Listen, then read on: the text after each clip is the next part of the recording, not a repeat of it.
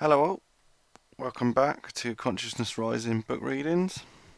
And here we are, the last chapter of Jeremy Locke's The End of All Evil.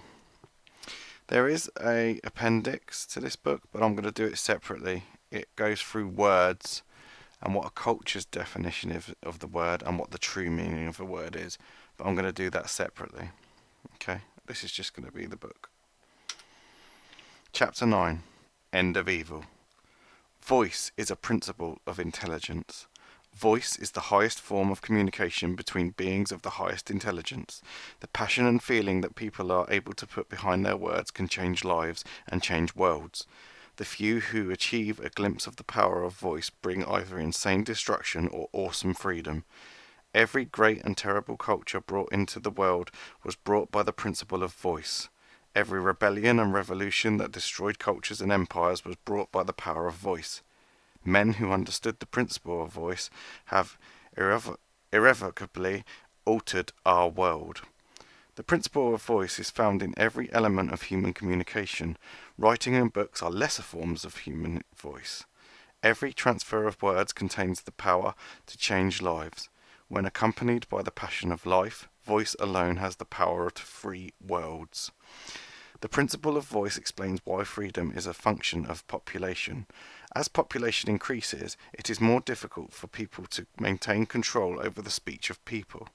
The more people communicate with one another, the quicker they learn their own value. Population increase brings increased freedom to the world because of the power of voice. When people are unfettered by the chains of culture, and when they do not believe the lie that they are powerless, they can change everything. To change the world, you must have the faith that you have such ability in yourself. You must open your mouth and speak. The principle of voice is the passion to convince, the passion to teach, and the passion to create faith.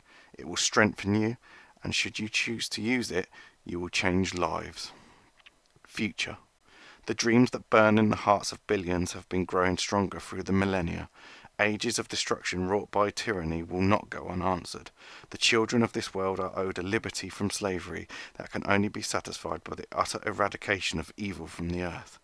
Every dream of feeding the hungry, clothing the naked, and helping the poor is answered in this cause.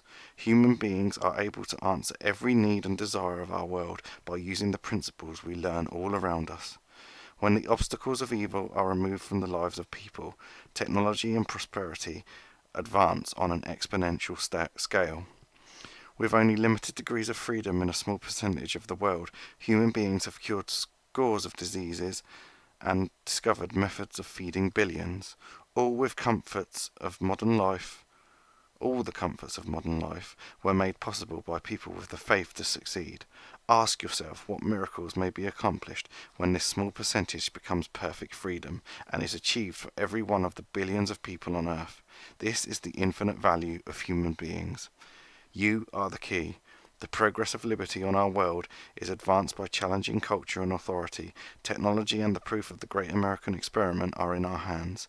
To challenge evil, all that remains is to open your mouth and tell the people of the world that the dream of freedom is real. It is you who will teach the people of Earth their value. It is you who will bring to pass the greatest revolution in the history of mankind. To challenge the authority of evil, you need to dismantle its tools of violence and culture. Culture is dismantled as simply as disobedience to the control of speech. When you speak your mind and refuse to take offence when others do the same, cultures cannot survive. There is nothing to fear in freedom. Violence is the tool of first and last resort for evil. Those who will use it to enslave cannot be left alive. A perfect revolution. The price of freedom is blood. This is an immutable truth. The reason is that evil does not care if you live or die. Evil will stop at nothing to achieve mastery over you. A perfect revolution is a revolution where all of the blood paid for freedom is paid by tyrants, and where none is paid by the innocent. There are only three types of action a person can take: that which exercises freedom, that which defends it, and that which destroys it. Culture teaches the nobility of destroying freedom by concepts such as the rule of law. At the same time, it teaches the immorality of defending freedom in concepts such as police authority. Culture cannot be allowed to continue. As long as men of violence walk the earth, they will devise ways to create cultures under threat of death. The defence of freedom is always righteous, and no tyrant can be spared.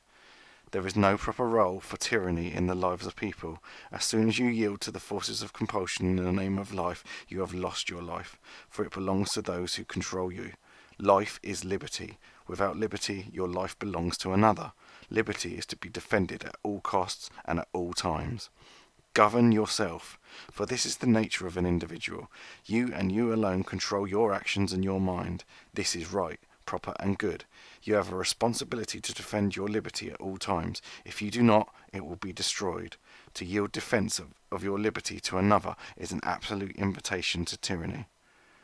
Personal sovereignty is the end of evil. When every person on earth will defend themselves and those that they love, when evil cannot gain even a foothold because all people are watching for it and recognize that it seeks to destroy their value, this is the exact opposite of perfect evil, in which every person is a slave and a master of slaves. Perfect liberty is life, and in it there are no slaves and no masters of slaves. Perfect liberty is life. Earth. The cultures of earth teach you to accept, to yield, and to obey. The end of evil is found in refusing this slavery of the mind. For the end of evil to be achieved, all people must be taught that they owe obedience to no one. They must be taught that the desires and dreams of their hearts are proper and good. They must be taught that every ounce of joy they seek can be had for themselves and those they love. This is the anti-culture, to free the minds of people. Cultures are established first by the control of speech. Condemnation of speech is rampant in the strongest cultures. The end of evil will bring the defence of speech in every home and in every communication. Culture teaches that speech brings offence. Instead, you must see that speech brings a view into the mind of a human being. Ignore the interpretations of culture and see the intent and feeling of them who speak to you, and then speak back. The control of speech is crushed by the power of voice. In the end of evil, people cannot tolerate compulsion and force. The mistakes of history are found where people have allowed the establishment of culture.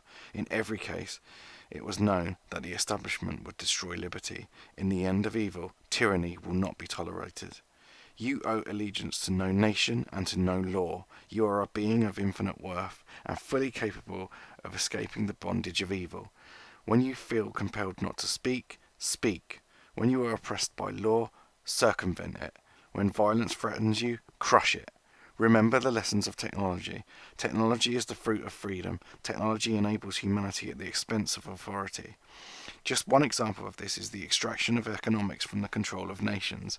Regulation chokes economic activity by making it prohibitively expensive, cumbersome, and complex for newcomers to sell products and services.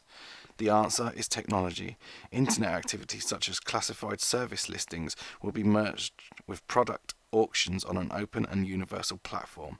We already understand how technology can bring the cost of selling down and make selling easier for everyone to accomplish.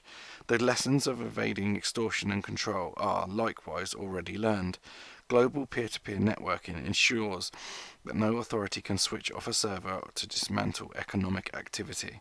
The dispersion of economic targets will make it impossible for governments to enforce taxation and control.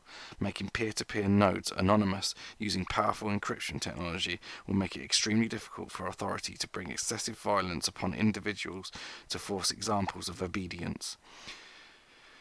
Steganography within established protocols such as HTTP will make disabling specific communications impossible without disabling all communication. Merging public auctions and marketplaces with anonymous steganographic peer-to-peer networking will forever remove the control of economics from the hands of extortionist authorities. With technologies such as these, people can buy and sell anything without the interference of government and mafias. Furthermore, government will not be able to enforce taxation, record keeping, since instead of a smaller number of corporations preferred by government, every one of the billions of people on earth will engage their economics directly. Population and technology crush evil.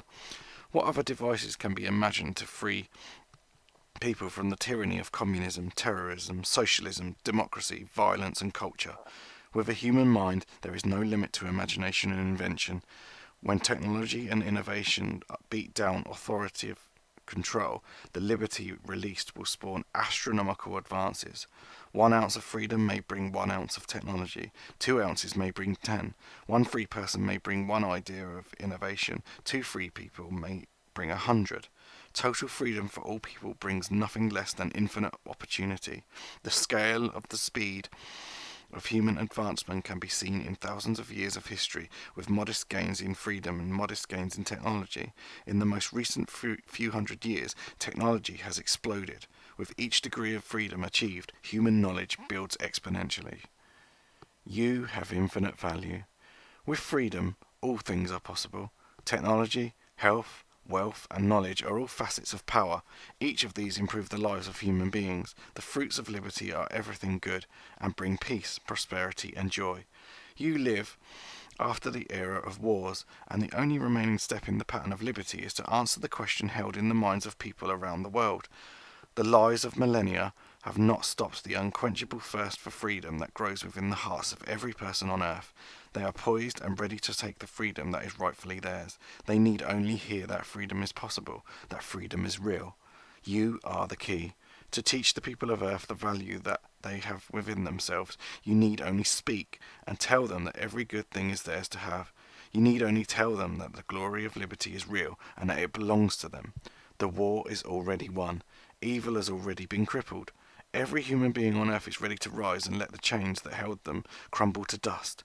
This world will be free. If you can see your own value, then stand tall. Ye are called unto liberty. And that's the last chapter. Like I say, there is a glossary with some words, some cultures' definitions or false definitions, obfuscation, and real definitions of the words. I'm going to do that in a separate video because I want to break it down. I really hope you've enjoyed this book. This is a powerful book. Take care all.